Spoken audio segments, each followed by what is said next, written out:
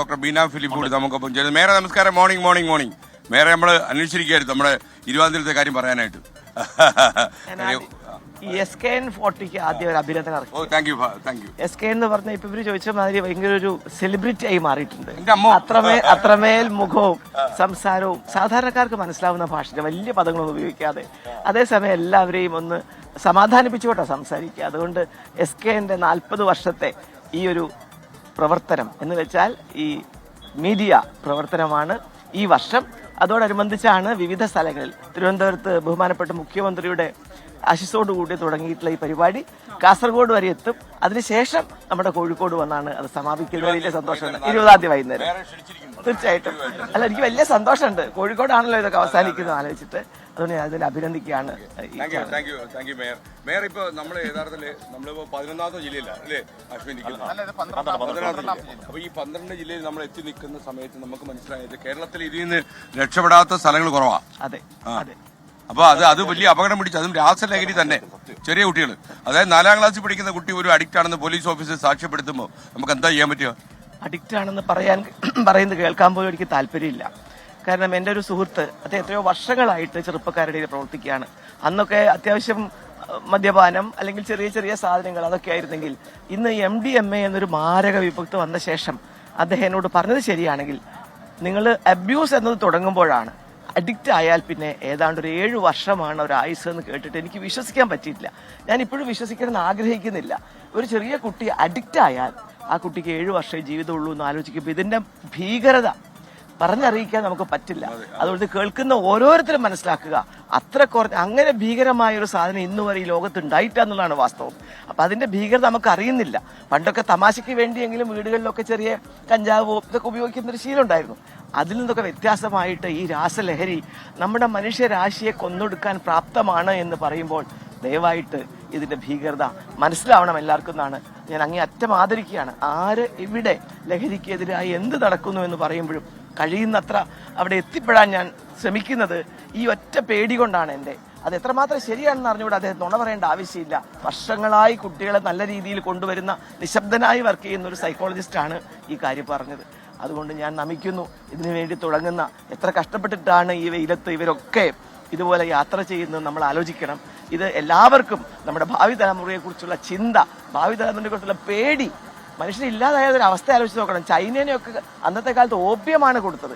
എന്നിട്ട് ഒരു രാജ്യം പിടിച്ചടക്കി. ഇന്ന് യങ് ഇന്ത്യയാണെന്ന് ഈ ലോകം ഉറ്റുനോക്കുന്ന ഏറ്റവും വലിയൊരു രാജ്യം. അത്രമേൽ ചെറുപ്പക്കാർ നമ്മുടെ ഇടയിലുണ്ട്.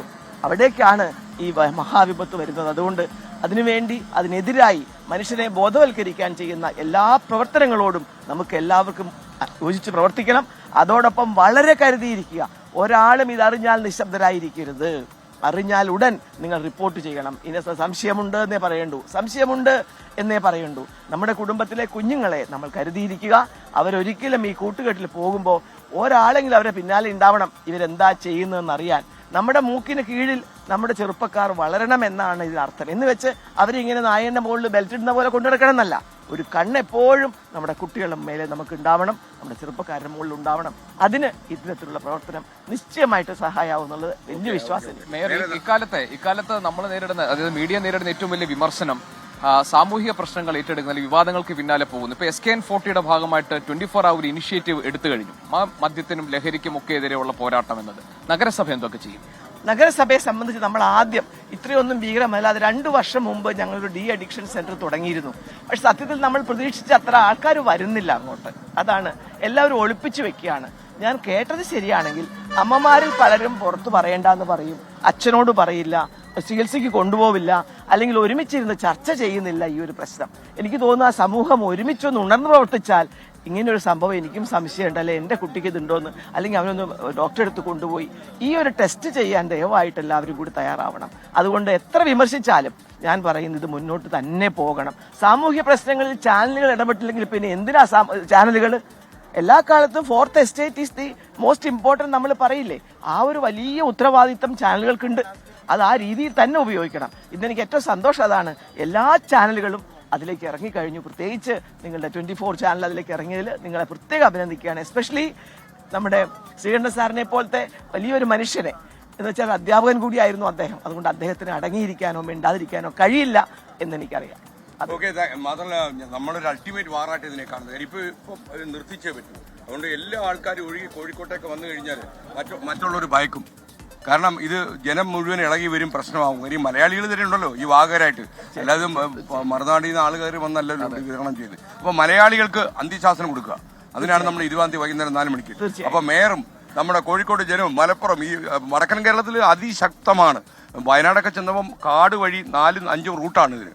കാരണം നമ്മോട് തന്നെ പറയുക, വേണമെങ്കിൽ 1 മണിക്കൂറിനകം MDM ഇവിടെ എത്തിച്ചേരാന്ന് പറയുക ആൾക്കാർ. എന്താ ചെയ്യുക?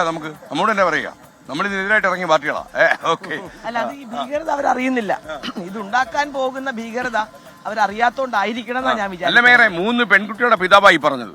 അവൻ പറഞ്ഞു കുറച്ച് കാശായി കഴിഞ്ഞാൽ നിർത്തിക്കളയാമെന്ന് പരിപാടി പറഞ്ഞ. അപ്പൊ നമുക്ക് അത് കർണാടക അതിർത്തിയാ. അവിടുന്ന് ഇങ്ങനെ കാട് വഴിയെ കയറി വരും. അവിടെ സഫീഷ്യന്റ് സ്റ്റാഫില്ല നിയന്ത്രിക്കാനായിട്ട്.